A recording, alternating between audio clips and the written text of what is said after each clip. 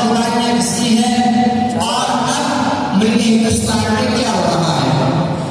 मेरे अजीज साथियों, हिंदुस्तानी मुसलमानों की कुर्बानियां तारीखी और आप में भरे पड़े हैं।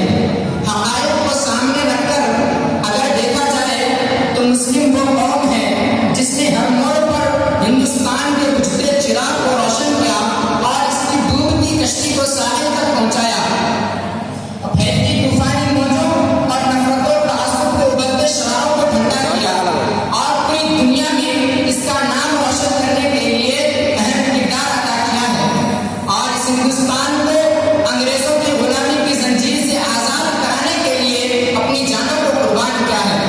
मेरे अजीज साथियों, आजादी के बाद हिंदुस्तान का बंटवारा हुआ तो एक ही खानदान के लोग हिंदुस्तान और पाकिस्तान दो हिस्सों में तकसीम हो गए और एक मुद्दत तक साथ रहने वाले दो भाई एक दूसरे से जुदा हो गए।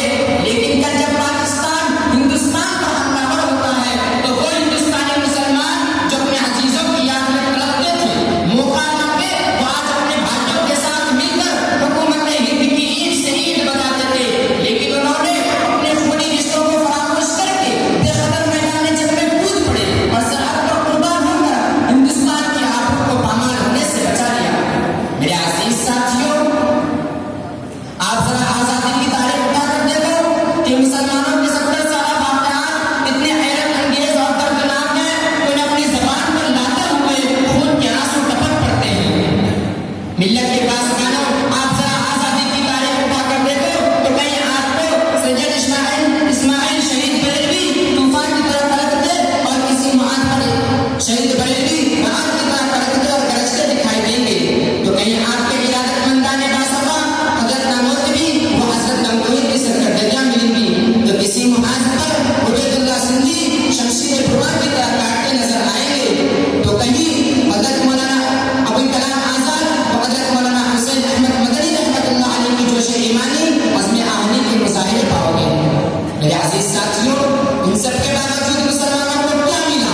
फसादात के जरिए मुसलमानों का कत्लेआम हुआ, उनके इबादतगाहों को शहीद किया गया, मस्जिदों में सुअर का गोश्त रखा गया, उनके कारोबार को इस तरह तबाह और बर्बाद कर दिया गया कि साहिब इज्जत और बाइज्जत लोग भीख मांगने पर मजबूर हो गए। बच्चे कुचे मुसलमान जब सड़कों पर निकल आए तो उन्हें पुलिस की बर्बरियत का शिकार होना पड़ा। शाहराहें शहीदों के खून से लबासार हो गई। मासूम बहनों और भाइयों के लाशों पर मूली और गोभी की खेती कर दी गई। छोटे छोटे नन्हे मासूम बच्चों को जिंदा आग के अंगारों में झोंक दिया गया।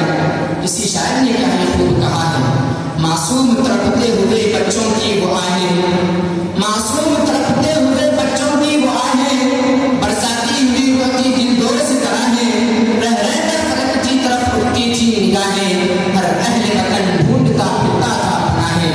मेरे अजीज साथियों, ये सब कब हुआ? ये सब कहाँ हुआ?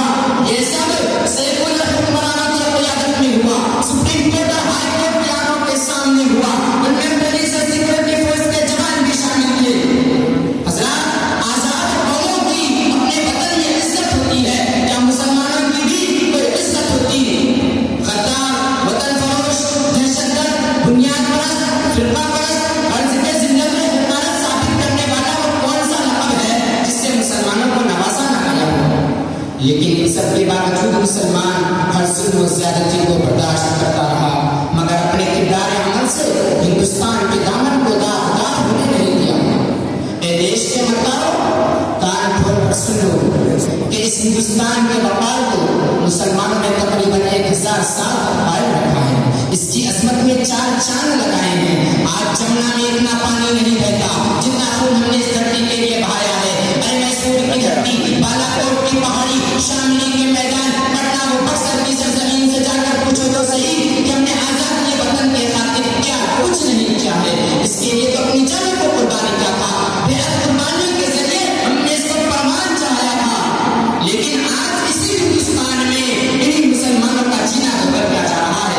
इन्हें मुख्तलिफ तरह की अज़ियतें और तकलीफें पहुंचाई जा रही है। बिरादरान इस्लाम, यूं तो मुल्क हिंदुस्तान में किसी भी जमाने में मुसलमानों का कोई हामी नहीं था, लेकिन जब से फिरका परस्त